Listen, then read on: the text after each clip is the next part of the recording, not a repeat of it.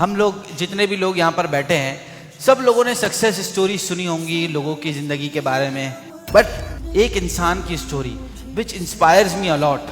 ان کی سٹوری 1950 سے شروع ہوتی ہے کہ جب ان کی پیدائش ہوئی. پیدا ہونے کے 1 سال بعد ہی ان کے والد صاحب کا انتقال ہو گیا, اور غربت کا عالم یہ تھا کہ چنے کے چھلکے الگ کر کے بیچ کر گھر میں گزر بسر ہوتا تھا. گھر والے چھلکے الگ کرتے تھے چنے کے اور گزر بسر کرتے تھے. اس طرح ان کی فیملی سروائیو کر رہی تھی. گھر اتنا خستہ تھا ان کا کہ چھت سے پانی ٹپکتا تھا بارش کے دنوں میں. انہوں نے جیسے ہی جوانی میں قدم رکھا کہ ان کے بڑے بھائی جو فیملی کو سپورٹ کرتے تھے, چلاتے تھے, ان کا ایک ٹرین ایکسیڈنٹ میں حادثہ ہو گیا اور وہ انتقال کر گئے. اب ساری ذمہ داری ان چھوٹے بھائی پر آ گئی تھی.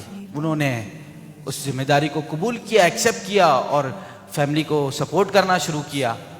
اب جو کام ملتا ان کو وہ کرتے, یہاں تک کہ ٹافیاں بیچنا, کلفیاں بیچنا, اگربتیاں بنانا, جھاڑو بنا کر بیچنا, یعنی ہر وہ کام جو بندہ کر سکتا ہے روزگار کمانے کے لیے, یہ سروائیو کرنے کے لیے, انہوں نے کیا.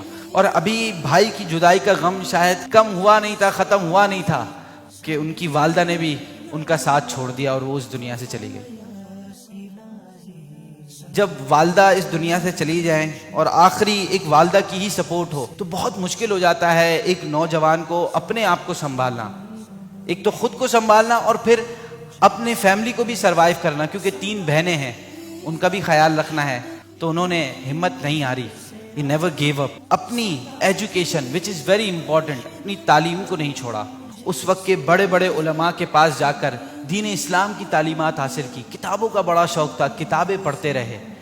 انہوں نے اس طرح اپنی زندگی آگے ان کی گزرتی رہی, اور 31 سال کی عمر میں in 1981 وہ ایک آرگنائزیشن لے کر چلے which is now become a world wide organization. 31 سال کی عمر میں یہ تھا ان کی زندگی کا ٹرننگ پوائنٹ. 31 سال کی عمر.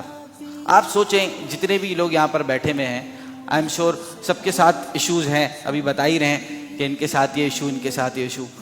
آپ یہ بتائیں کہ ابھی جو میں نے آپ کو اسٹوری بتائی, کیا ان کے ساتھ ایشوز نہیں تھے؟ ان کی لائف میں ہم سے کئی زیادہ پرابلمز تھی, but he never give up because he was passionate about something. He was trying to achieve his dream. اس کے بعد پھر انہوں نے کتابیں لکھنا شروع کر دی. انہوں نے وہ اسپیچز کی جو لوگوں کی لائف چینج کر رہی تھی. مطلب آپ لوگوں نے سنا ہوگا کہ کسی کے بیان سن کر یا کسی کی اسپیچ سن کر ایک غیر مسلم نے اسلام قبول کر لیا.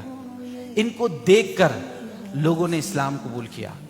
دس is not an ordinary thing. This is not an ordinary thing کہ کسی کو دیکھ کر بندہ اسلام قبول کر لے. ان کی شخصیت ایسی تھی. He was that kind of amazing personality. ان کی آرگنائزیشن کا نام دعوت اسلامی ہے, اور ان کا نام ہمارے امیر اہل سنت مولانا الیاس اتار قادری ہیں. آپ سوچیں کہ ایک بندہ جو پیدا ہونے کے 1 سال بعد سے اپنے والد صاحب کو کھو دیتا ہے, اور وہ زندگی میں اتنی مشقتوں کے باوجود اس جگہ پر پہنچ جاتا ہے کہ آج ان کی organization which is currently working in more than 150 countries, اور صرف 1981 میں کراچی کے چھوٹے سے علاقے سے شروع ہوئے تھے. آج دنیا کے کہہ سکتے ہیں شاید ہر ملک میں ان کے چاہنے والے موجود ہوں گے. ایون ابھی کووڈ-19 کی سچویشن میں, اس لاک ڈاؤن میں, ان کی آرگنائزیشن نے مور دین 17,000 سے زیادہ تھیلیسیمیا کے پیشنٹس کے لیے بلڈ بیگز ارینج کیے, تھیلیسیمیا اور دیگر پیشنٹس کے لیے. اس کے علاوہ راشن کے لیے انہوں نے اعلان کیا کہ 26 لاکھ فیملیز کو راشن فراہم کیا جائے گا, اور لاکھوں لوگوں کو کر دیا. اور صرف پاکستان میں نہیں کیا, دنیا بھر کے مور دین 15 سے زائد کنٹریز میں ان کے فالوورز نے ضرورت مندوں کی مدد کی ہے ان کے گھر پہ جا کر. آپ سوچیں نا, یہ ہیں لیڈر.